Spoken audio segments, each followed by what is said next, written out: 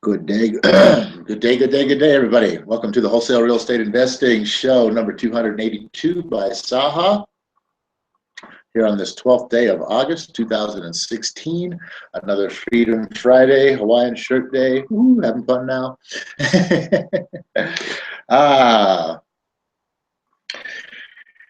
Yes, very, very, very good stuff. You know what? What I want to talk about today is what is counted will grow. What do I mean by that? Well, first of all, let me say welcome to all of you real estate investors. Welcome to all of you wholesale real estate investors. And most specifically, welcome to you wannabe real estate investors, because that's what this show is really geared towards, you guys who want to be real estate investors. Some of the insight and information that can help you to get started and succeed at a much better pace than guys like me had to go through, okay? Yeah, we had a long, hard struggle of 2.5 years before we really started to actually make some hay in this business. And you know what? That's a long time for most people to stick with something and, you know, actually find the achievement levels that they're looking for. So if you want to shorten the time frame a little bit, the information you can gather on this show is very, very helpful. So one of the things that's very, very helpful that can help you grow and expand your business faster than what we did, something that we do now that we didn't do back then, was to count things, was to keep track of things, was to, you know, look at our metrics, as they say. Those of you who don't understand what the metrics are, one second. It's basically just all the numbers. You know, you might look at, let's say you're marketing to 2 different types of lead sources. Maybe or 3 different types of lead sources. Maybe you're marketing to probates, and you're marketing to absentee owners, and you're marketing to free and clear property owners, okay? So you get these lists, and you start sending out your mailers or your marketing materials to your lists. And so you get a list of 100 probates and 100 absentees and 100 free and clears, and you send out 300 letters. And then you have a certain number of phone calls that come in from each different lead source. And then out of those certain number of phone calls that you get, hopefully you get a certain number of deals out of each one of those different lead sources. Those are the kinds of things that I'm talking about. You want to track that stuff, okay? You want to know that I got 300 leads and I mailed out 300. Out of those 300 that I mailed out in the probate, I had, you know, 12 returned, you know, wrong address or whatever, undeliverable, okay? Out of the other ones, the absentee owners, I had 7 returned. Out of the free and clears, I had 15 returned. You want to know, okay, hey, first of all, for every 100 that I buy, I really only got approximately, you know, 85% of, you know, 85 good leads here, or potentially good leads here. So now you can say, okay, well, out of 100, 15% is worthless, and then out of 100, I got, you know, 12 phone calls from the probate. I got, you know, 7 phone calls from the absentee, and I got, you know, 6 phone calls from the free and clear. Okay, so obviously my higher response rate over here is coming from the probates. So maybe I want to, you know, put a little bit more focus in that, a little bit more opportunity. Then you can say, but wait a second now, I got 1 deal out of the probate, no deals out of the absentee owner, and 1 deal out of the free and clear. So you say, well, wait a second, I only have 6 phone calls, but I got a deal. You know, so there's not, you know, just by doing this one time, you're not going to be able to make any determinations, because that's just one time. That's now, but that sets a baseline for you. Now you have something to compare to, okay? So now when you depends on what you want to do next, all right? Are you going to go get another list? Let's say you do get another list. Let's say you start a round robin sort of thing. Let's say you get another list for a different zip code. You got another 100 leads out of each, right? Let's say this was just for one zip code. You pulled 100 of each. Let's go to another zip code now and pull 100 of each there and do the same thing, and let's track what happens there. And then with the first ones, let's do some follow-up now. Let's see, I sent out all these letters. So now I'm going to send out, the ones that didn't get returned, I'm going to resend all of those. And so, now you can count how many of each one of those that you sent out. And then maybe you still get a couple of returns back all of a sudden. Maybe, now you get, now I got 2 returns from this address. Oh, well, that one's no good now. You can add those into your numbers. You can now look at the fact of, okay, I sent out, a month later, I sent out all these letters. And a month later, off that probate list, I got another 7 phone calls. Ooh. And off the absentee list, I got another 3 phone calls. And off the free and clear list, I got another 3 phone calls. I'm like, this is very interesting, right? Round 1, I got some stuff. Round 2, I got some stuff. And out of all those, let's say I pulled 1 deal out of the absentee owner this time. So now we're kind of even on all the deals there. But you keep track of these things. And then you can look at this next zip code over here that you sent out your brand new stuff on. You can see, okay, over here I got, again, now I got 17 probates returned, and I got, 12 absentee owners returned, and I got, 13. So my numbers are staying the same. Somewhere around 15% is what's going to always be, basically just no good. Oh, well, price you pay, right? Cost of doing business. That's not bad. 15% of a list being, worthless. Hey, that's not too bad. So now you can look and you can see how many calls you got from each one of those different leads over there, and now you can compare that. You can say, hey, you know what? Wow, over here this time I got 18 phone calls off the probates, and I only got 3 phone calls off of the absentee, and I got 9 phone calls off of the free and clears. This is very interesting stuff. What does it have to do? Does it have to do with the different zip code? Does it have to do with, did I send a different type of a letter? Did I make some change in the letter? All these things, you keep track of all this stuff.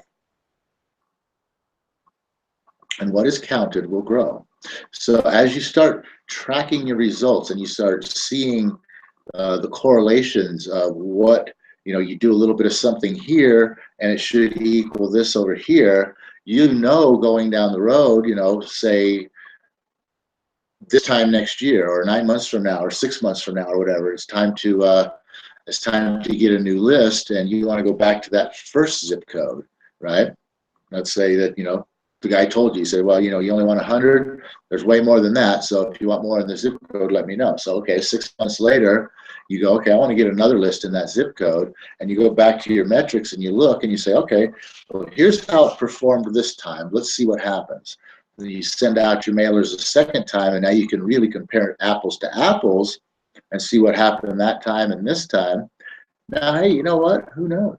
It could be just random luck. You might get a completely crazy result. Maybe you get 25 phone calls and you score 3 deals out of one of your types of leads, compared to when, the last time you only got, 12 and 7 and 6 phone calls and you only got 2 deals. And this time you did, 3 deals out of 25 phone calls from just one source, and the other 2 sources did this and this. And, time of year, keep track of that. Because, obviously there's buying cycles. If you're studying your market, you will know that there's certain times of the year when, properties move better. People might be selling more in certain times of the year than in other times of the year. That could have something to do with it. A lot of different factors that can come into play.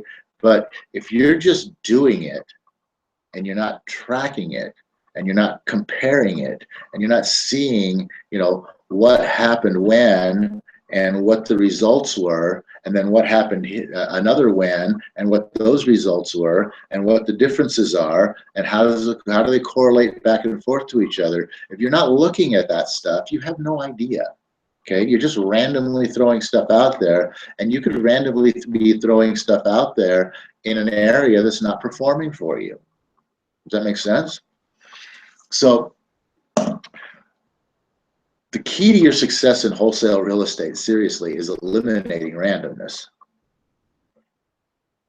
And if you can eliminate the randomness of targeting something in an area that isn't really producing, it's going to save you a whole lot of money. And if that's going to save you a whole lot of money on that, you know, you can try something else in the same area. You know, maybe it's your letter. Maybe it's the presentation of the letter. Maybe it's just that neighborhood that people aren't predisposed to having an issue or a need to sell quickly. Maybe it's, like I said, maybe it's the time of year. You know, you can see this stuff in your numbers when you're tracking it. If you're not tracking it, you have no idea. And you might say, you know what, I hit this thing, you know, over time. You might say, I've hit this same area 3-4 different occasions, different times a year, and it looks like this particular block of time right here always seems to produce the best. Whether it's the first mailing that goes out, or whether it's the, you know, the second, the third, the fourth, the fifth, the sixth, however many that you had sent out, right? It always seems as if a mailing falls during these, you know, 3-4 months right here, that I'm getting my best results. So you might think, okay, and then you might look and you say, you know, hey, and it seems like it doesn't matter what happens during these 2 months over here, I'm getting nothing. You might say, you know what, I'm not going to do anything during those 2 months, you know, except for a little, I'll do one follow-up over a 2-month period instead of 2 follow-ups over a 2-month period, save some money in that area, and I'll take that money and I'll add extra to my, you know, hot time of the year market and see what happens there, you know, and maybe you can pull 2 or 3 more deals out of that time frame. Might help carry you through that time frame when you weren't getting nothing, you know. And the fact that you're not getting nothing, maybe that tells you, hey, you know what, maybe I need to try a different approach during that time of year. Maybe there's something going on that, you know, my information isn't appealing during that time of year. Maybe I could try changing it up and appealing to what's happening. You know, maybe it's the heat of the summer, or maybe it's the holiday season, or maybe it's you know, whatever, I don't know, maybe it's 4th of July, or, you know, I mean, whatever it is. I mean, you can look at that, you know, it's the beginning of the year, it's the first 2 months of the year, it's the new year, or, you know, it's spring, or whatever the case might be. You can say, you know what, maybe I can look at that and I can reframe my presentation and gear it towards what's going on at that time of year that people are really thinking about during that time of year. And maybe using that, I can draw out a little bit more interest, and maybe I can make something happen during those times when nothing seems to be happening right now. Otherwise, you just keep sending the same old letter over and over and over again during the same time of year when everybody's, you know, putting it right in the garbage. You're just throwing money down the toilet, you know. But if you track this stuff and you can see what these numbers are, then you can make some changes. You can make adjustments. You can try to work with the obstacles that you can see that are happening through examining your numbers. But if you don't have the numbers, if you're not tracking it, if you have no idea what's going on, you can't make any adjustments. I mean, you can make adjustments, but how do you know what good it was, right? Right? You know, you might find that you say, hey, next time I mail to this, I'm going to try and I'm going to tweak my letter a little bit. I'm going to change the wording a little bit. I'm going to add a little something in there. You know, I'm going to do this or that or the other thing, right? And you send out your marketing campaign and you don't get no phone calls. You know, that didn't work. Scrap that idea, right? It's going to happen, you know. I mean, marketing is experimenting. It really is, you know. There's no cut and dry, this is works every time kind of stuff. You have to continually be testing, and you have to continually be experimenting. with new things. But you know what? Hey, I didn't get a single phone call off that one. Well, it's not too late. Okay, I threw away some money there, but let me go ahead and throw another round in there. Let me go back to my original letter and presentation, and I'm going to try just one little tweak in that. And you send it out, and all of a sudden, now here you are 2.5 weeks later to the same people. All of a sudden, now you're getting phone calls, and you're getting more than you started with the first time. And then you got nothing, and now you're just blowing it away. And you go, whoa, okay, what I did there, that really works. I'm going to try that again over here now, see if it works over here. So you're always experimenting and looking for something that's, works, something that's hot, something that's good, something that people get excited about, something that people look at, something that gets them to pick up the phone and call you, right? But you can't have any idea what that is if you're not tracking all your stuff. If you don't have any, if you're just throwing stuff out there, it's randomness. It's huge randomness. It's very expensive. Experimenting is expensive enough. Like I said, you're going to miss sometimes, and it's going to cost you money. But when you hit, you might hit big. And when you hit big, it'll make up for all of those experiments that you missed on, in tenfold probably. So keep track of your stuff, guys. That's my tip of the day for you here today, is to just, from the very beginning, if you're getting started, and if you've been doing this for a while, you haven't been doing any tracking or anything, start now. Seriously, you will have your mind blown when you start looking at what you've been doing. It'll take a little while. You'll have to do something for a little bit and see what happens, and then do it again, and then see what happens, but you start seeing a pattern. And what you've been doing and what you're doing now, and you'll start to see what you've done, what you've been doing, and whether it's been good or not for you. And for you new guys, like I said, you new guys, from day one, man, I am telling you, from day one, become a numbers freak. Start looking at and tracking everything.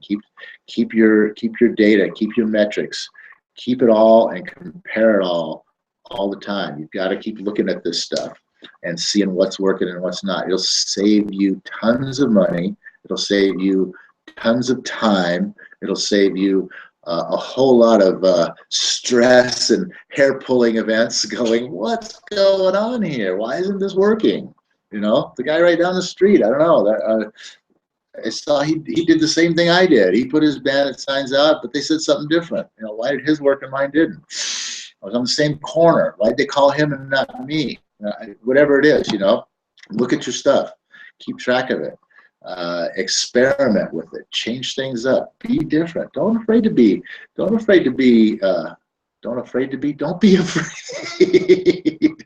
Don't be afraid to be unique and different and goofy even, or funny, or outrageous,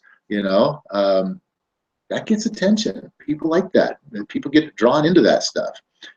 When your signs, when say we buy houses, any area, call this number, and everybody else's signs say we buy houses, any area, call this number.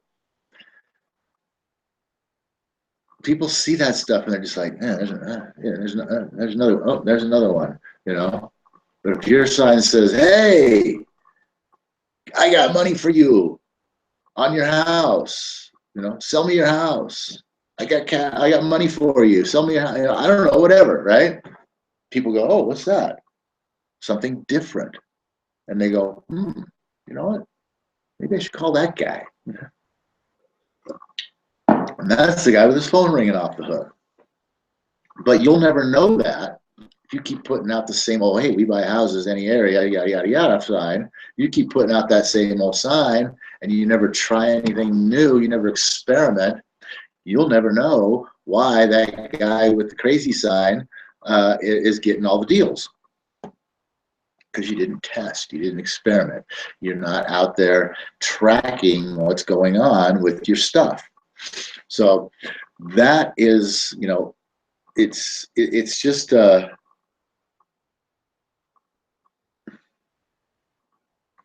it's something that I like to do, and I didn't do it from the beginning just because of the, what is it, the urgency, I guess, that had built up, for my situation and whatnot, and trying to just get deals and just make money. That I just pushed all that stuff to the side and never bothered trying to look at any of it. And we probably paid a big price for that by doing a lot of the same things over and over again. That's probably where we got 2 years into our program there, and found ourselves going 5 months without a deal, because we're just doing the same old tired stuff over and over again. Yeah, we'd made some changes, but how did we know if the changes were good or not? We didn't. We hadn't tracked anything. We actually, at one point in time, after we had changed our letters several times, got to thinking, maybe we should go back to our original letter. Maybe it's the letter. And but we didn't know. We had no idea. Maybe it was the letter. Maybe we should have went back to the original letter. I don't know, because we didn't have any numbers to look at. We had no way of telling what worked best and what didn't work best, or what worked best and what worked worst. Worse. And if what we were doing at the time was on the high side or the low side, it was obviously on the low side because we weren't getting deals. So, did we outthink ourselves from success into failure? Quite possibly, but we had no way of knowing, because we didn't track anything. We had no clue what we had done. We had no clue what had worked. We had no clue what didn't work. So there we were, basically at square one. And that's what happens when you're not tracking your stuff, when you're not looking at what's going on in your business, and you're not seeing what's working and what's not working. Every time you turn around and you say, oh, well, we're doing great. Well, we're at square one. Oh, well, we're sucking. Well, you're at square one. You never get out of square one if you don't have any idea what's going on, right? If you know what's going on, you can go, hey, you know what? That doesn't work. We're not going to do that anymore. Let's move to square two and let's do this stuff that works, right? But if you have no clue what the difference is, you might get into square two, you might get into square three, and you might find yourself back at square one again, because you're doing some of the same things that you used to do, and it's not working anymore because other things have changed. That's another factor. You got to keep track of what's going on around, obviously, and use that and compare back and forth as well too. So with that, guys, you got to be on top of your game with what's happening with your marketing, with all of your materials, with your deals, with your profits, with your, all of that stuff. I mean, it's not just what you're doing in your marketing. It goes all the way through. You might find that, certain types of deals that if you're tracking your stuff all the way through, you might find that certain types of deals you're losing, you're not getting. I keep getting these deals that never get closed. I never get these deals closed. They fall out of escrow. They have problems, and you might find by keeping track of that there's this certain type of deal that, hey, whatever this deal is, for whatever reason, this problem seems to be attached to a lot of these deals, and I might end up losing them. So you can say either, well, you know what, that's just something I'm going to have to deal with, or maybe that's renders it not worth it, or maybe I need to figure out what a solution is for that problem, so that I can be the one who turns those deals that nobody else can do, because everybody's letting it go because of the same reason. Maybe I become the guy who figures out how to fix that problem, and now I could be the one getting all those deals. See, that could be a huge thing.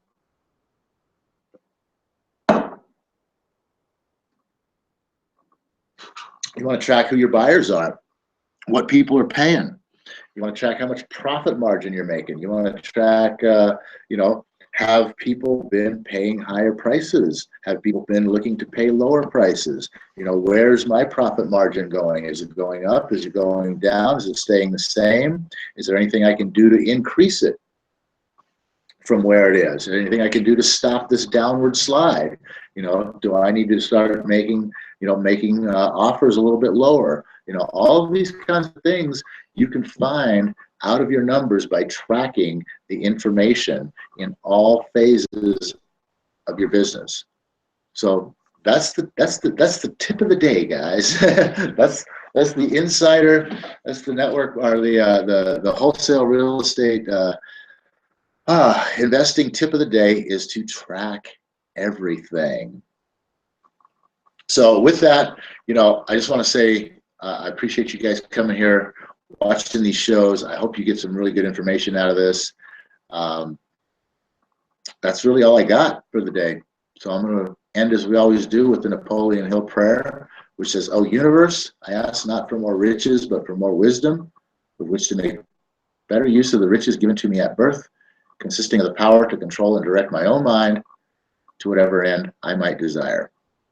Today's show, I desire to know what the heck is going on, right? So that I don't make mistakes and do the same things, do the wrong things, waste a lot of time, effort, and money, and I can stay on top of the changes. That's another big plus out of watching what your numbers are, is it can position yourself to be in front of the changes instead of behind them. If you can get in front of the changes, you can be out there leading the pack instead of in the back of the field eating the dust. All right, everybody. Hey, make it a great celebration here. Apologize for no show on New Op Day this last week. I was ill and I was traveling and it was just too much. I couldn't do both. It was not safe. But there will be a show this New Op Day, and we will discuss the How to Win Friends and Influence book by Dale Carnegie. Everybody have a great celebration. We'll see you back here on New Op Day.